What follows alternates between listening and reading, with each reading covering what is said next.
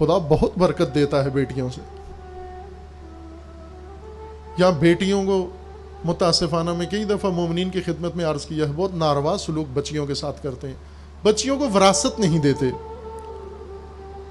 یہی لاہور میں یہ سنا ہے کہ بچیوں کو جب شادی کراتے ہیں ان کو جہیز دے دیتے ہیں، اسی کو وراثت شمار کر لیتے ہیں کہ یہ تیری وراثت یہی ہے. اب دکان میں، اب زمین میں، بینک بیلنس میں، باقی فیکٹری اس میں بچی کا کوئی حصہ نہیں ہے، کیونکہ وہ جہیز جو دے دیا تھا. یہ تو فراڈ کیا ہے آپ نے.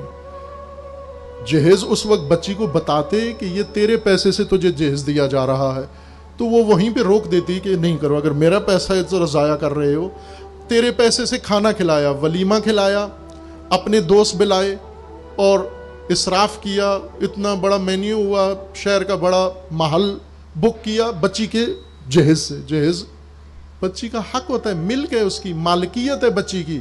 اس میں سے نہ ولیمہ دے سکتے ہو، اس میں سے نہ اس کے مہمان بلا سکتے ہو اپنے، نہ ان کو کھلا سکتے ہو. آپ بچی کا حق ہے، اگر تو اس کے ہاتھ میں دو، چیک کاٹ کے اس کے ہاتھ میں دو، یہ آپ کا ہے. اور جس طرح شریعت نے مقرر کیا اسی طرح تقسیم کرو. بچوں کا حق زیادہ رکھا ہے، بچیوں کا کم رکھا ہے، وہ کم بھی نہیں دیتے، الٹا تانے دیتے ہیں. یہ حق مانگتی ہیں، یہ آج کل کی عورتیں عجیب ہو گئی ہیں، یہ بھائیوں سے حق مانگتی ہیں. بھائی سے حق مانگنا کفر و ضلالت و شرک و کیا کیا سمجھا جاتا ہے. اور بھائی کا حق کھا جانا بہن کا، یہ غیرت، یہ شجاعت، یہ بھائی کا شرف، یہ بھائی کی کرامت.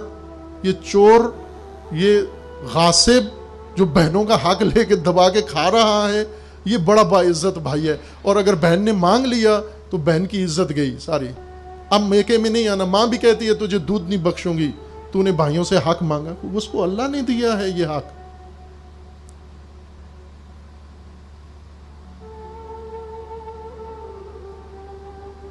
ایک اور یہ فقہی مسئلہ بھی تصحیح کر لیں، چونکہ عمومی ہے، یہ میں سنتا رہتا ہوں، اس لیے اس مجلس میں عرض کر رہا ہوں. جشن غدیر میں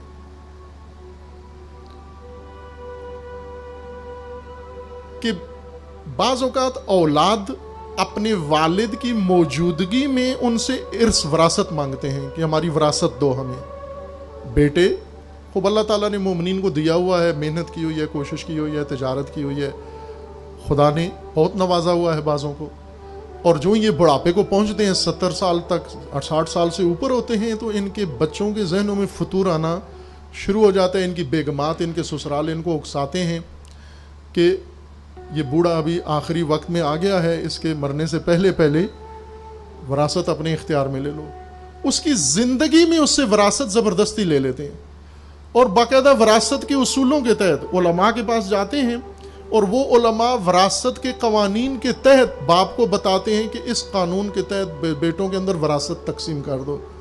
عزیز من مومن، جب تک انسان زندہ ہے اس کی وراثت نہیں ہوتی. وراثت موت کے بعد ہوتی ہے. آپ زندگی میں کسی سے وراثت مطالبہ نہیں کر سکتے، چونکہ وہ اس کی ذاتی ملکیت ہے. وہ چاہے بیٹوں کو دے، وہ چاہے نہ دے، اس کی اپنا ذاتی مال ہے. عموماً بیٹوں ہی کے لیے ہوتا ہے. لیکن یہ حشر نہ کرو اس بزرگ کا جس نے اپنی زندگی ساری جان جوکھوں میں ڈال کر یہ مال کمایا، بنایا، تمہارے لیے بنایا. آج بڑھاپے میں اس کو رسوا نہ کرو، عزت کے ساتھ اس دنیا سے رخصت کرو. اگر وہ اپنی مرضی سے آپ کو دے دیتا ہے، دے دیتا ہے. اگر وہ اپنی مرضی میں مال تقسیم کر دے، یہ وراثت نہیں کہلاتی، اور نہ ہی اس پر وراثت کے قانون ہوتے ہیں. ممکن ہے وہ بیٹی کو زیادہ دے دے، بیٹوں کو کچھ بھی نہ دے. ممکن ہے چھوٹے بیٹے کو زیادہ دے دے، بڑے بیٹے کو کچھ بھی نہ دے. ممکن ہے لائق بیٹے کو سب کچھ دے دے، ناکارہ کو کچھ بھی نہ دے. یہ تو اس کا اختیار ہے، مالک ہے، وہ جیسے چاہے. اسے کوئی روک نہیں سکتا، نہ قانون پاکستان کا اور نہ شریعت اللہ کی، چونکہ وہ مالک ہے. اسے مجبور نہیں کر سکتے، نہ فتووں سے، نہ علماء سے.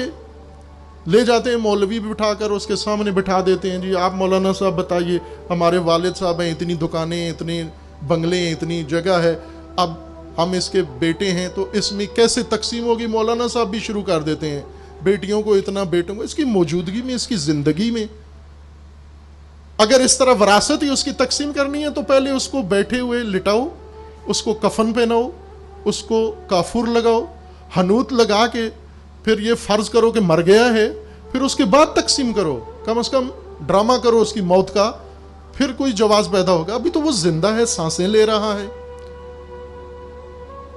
ابھی اس کو حق ہے، اللہ نے اس کو حق دیا، اس کا اپنا مال ہے۔ خود اپنی زندگی میں اپنے مال کو، سارا مال، یہ فرض اس کو سمجھیں، یہ آج کل کے آخر الزمان میں کوئی کرتا نہیں ہے، لیکن اگر کوئی کرے، پہلے زمانوں میں کرتے تھے، اپنا سارا مال اللہ کی راہ میں وقف کر دے، بچوں کے لیے اتنا ہی چھوڑے جتنا ان کے لیے پیٹ بھر سکے، باقی سارا مال اللہ کی راہ میں وقف کر دے۔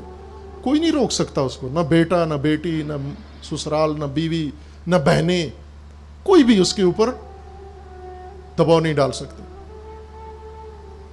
یہ عام ہو گئی ہیں یہ چیزیں، وہ لکیریں ہیں جو کھینچی گئی ہیں اور فقیر ان کے اوپر گامزن ہیں۔ عزیزان، اگر کسی کے ہاں بچہ ہو، بیٹا ہو، آپ مبارکباد دینے جاتے ہیں، بچی ہو تو بھی جائیں مبارکباد دینے، بچہ ہو تو بھی مبارکباد دینے جائیں۔ ایک مومن کے ہاں بچی پیدا ہوئی، انہوں نے مجھے کہا اس کا نام رکھو، میں نے کہا پہلے اس کا جشن ولادت کا مناؤ تو اسی میں نام رکھوں گا۔ تو انہیں مشکل لگ رہا تھا کہ اس کو کس طرح سے جشن، بچی کا جشن کیسے منائیں، یہ عجیب بات مولانا کرتے ہیں کہ بیٹی کا جشن منائیں۔